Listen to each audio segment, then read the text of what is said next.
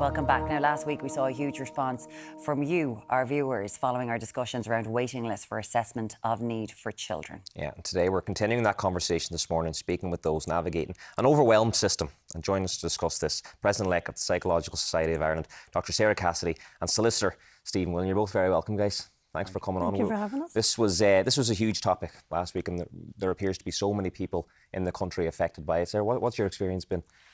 Well, I think there's a systematic lack of funding for the AON process, and I think that leaves a lot of families without the supports and services that they need. So, in relation to this, what would be your contact with people who have gone through, who are trying to go through the assessment of needs, people who are going through the waiting lists? The waiting lists are huge. People aren't getting there. So, how long is it taking for people to get to the services that they need? So we know that now there are in excess of 15,000 people waiting for an AON, and that number is estimated to rise to 25,000 by the end of this year. We had the Minister on last week, Minister Hildegard Naughton, who was here, was saying that she's Minister of Responsibility for Disability, saying that an awful lot of these AONs, people don't need them, that people are getting these, they're looking for a domiciliary services and grants. They don't need to be doing these assessments, and that perhaps they're too long. Would you agree that the assessments of needs are sometimes they're too long if they're taking between 30 and 90 hours in some cases? Actually, I would probably... I can't speak for individual cases because I think there's probably huge variance in terms of how much an assessment, how many hours an assessment takes. However, I would imagine that 90 hours would be an unusual amount of time. I would say that typically they would be more like 30 hours. Yeah. And that would be for folks that needed, you know, a psychological assessment, maybe speech and language and OT. And I think that would generally be more like the 30 hours.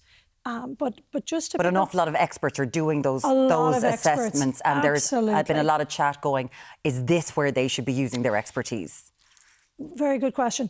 I would love to see if their expertise was being used in delivering therapy rather than firefighting, which is, I think, what a lot of us wind up doing is fighting the fire rather than actually supporting children and families to access appropriate healthcare, appropriate educational supports and services. So I don't know that it is that people do not need AON. I think people would not be accessing or looking for AON, which, by the way, is a legal right to have an assessment of your needs.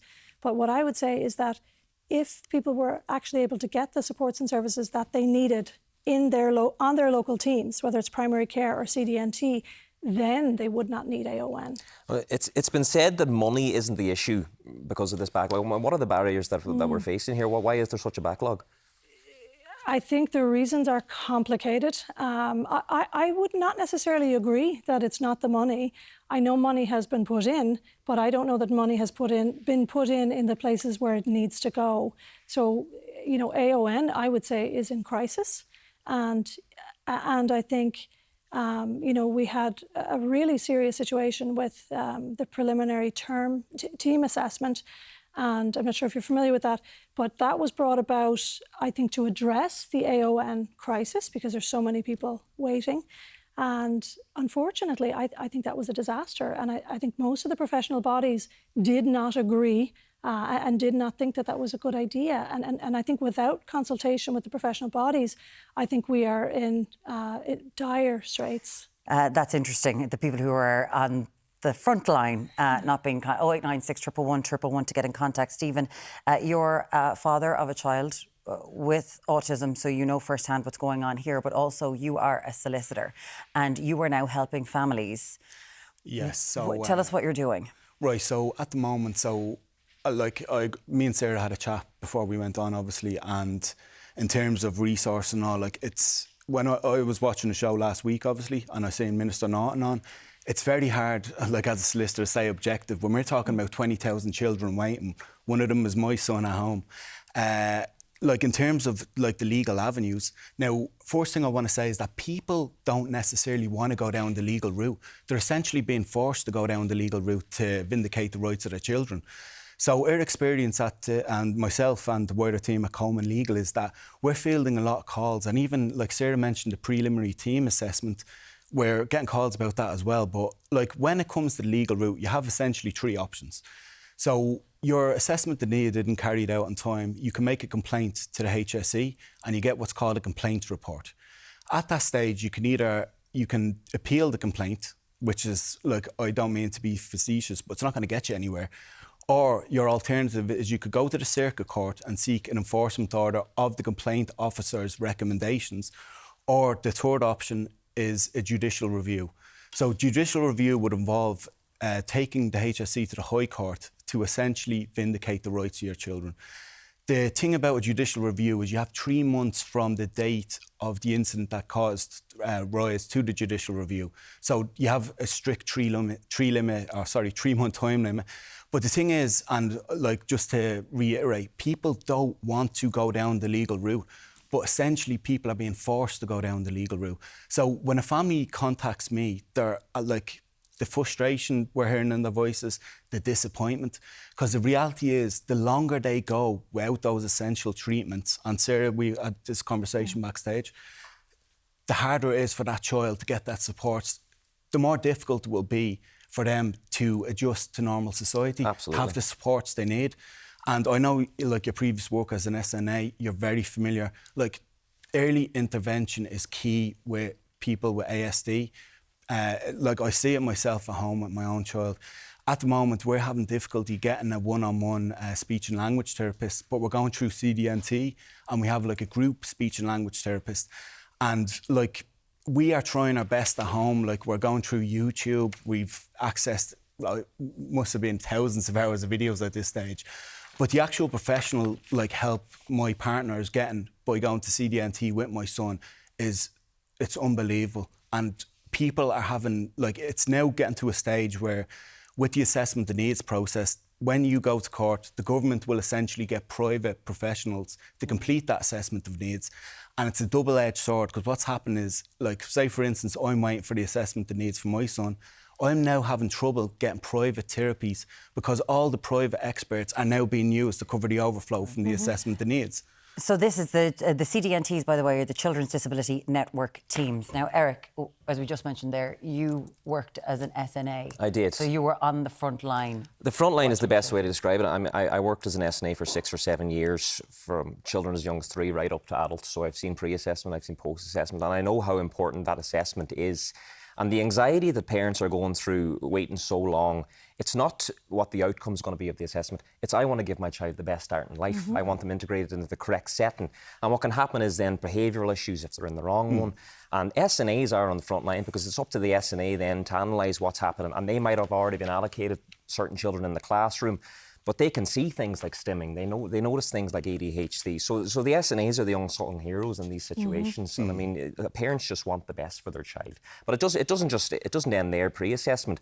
My nephew Oisin has cerebral palsy and autism, and he got assessed quite quickly because his disabilities were very evident. Yeah. But as we know, not all disabilities are. Yeah. Some are hidden.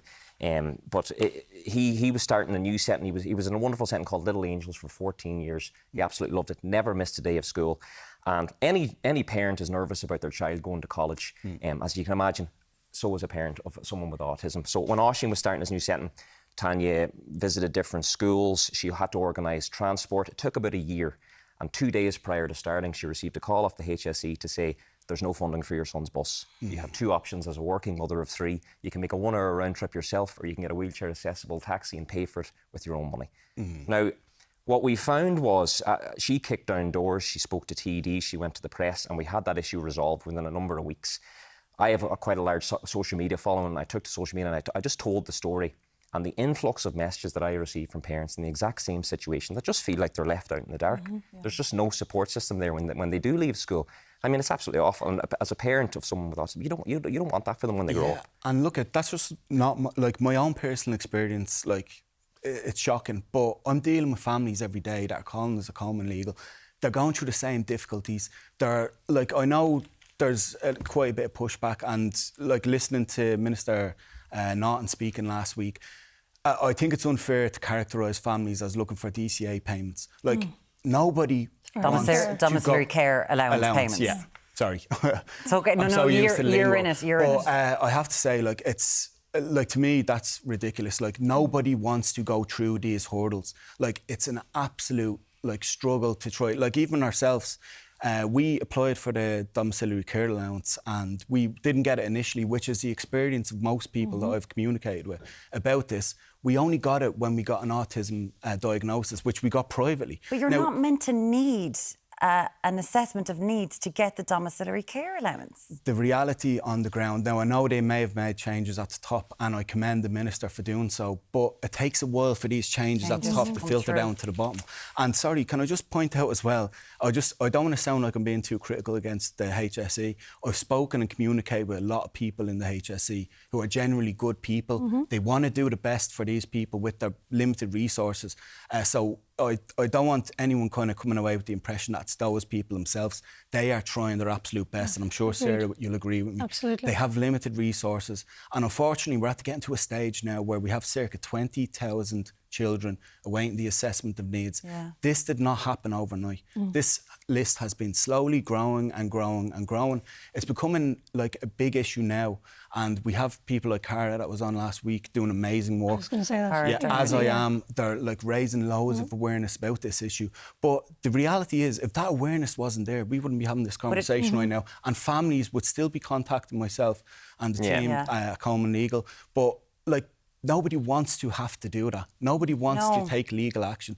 They are being forced to do so because if you don't take legal action, essentially, the chances of getting your child that assessment of needs and the follow-on care are extremely limited. It's just to give them the best start in life. I mean, the fact that these families are on the back foot already is ridiculous. But you also used your social media following to get something done. There's another family on page 2 of the Irish Independent today having to talk about their child, the class being gone and the unit not being in the school. Again, they're having to go to the public to beg for these rights. The HSE have said to us it recognises the pressures on Children's Disability Service. It's working to improve access to timely assessments of needs, which increased by 30% in 2024. They're talking, they've given us a statement about money that's going into it. We know that there's money going into it. Can I just ask you, Sarah, the steps that the government should be taking? Because we're talking about, you know, the turnover of staff, whether they're Section 39 workers or people who work for the HSE, it is huge. Doesn't seem to be staying in this area because it's such a hard job. What can the government do to make this better? So there's a very good point that you make. They need to address pay parity. It needs to be the case that it is not more advantageous for a clinician. You know, all the clinicians are stretched so thinly, so it cannot be the case that it is more advantageous to work on this team versus a different team, because what that does, that's almost like a drive to the bottom, where very experienced clinicians are probably not going to stay in a workplace. And I think that is an absolute disaster. I think we absolutely, you know, the HSE need to consult more and collaborate with the professional bodies like the Psychological Society of Ireland. I mean, that's an invitation. We want to discuss these issues and to come to solutions. And similar, I would say, to speech and language therapists and OTs, that we have a lot of ideas and a lot of solutions. It should not be the case that somebody like Cara Darmody, again, I want to really commend her, because I think a lot of changes have happened as a direct result of a child telling the government what they should be doing. And that's shocking. That should not happen, because none of this is new.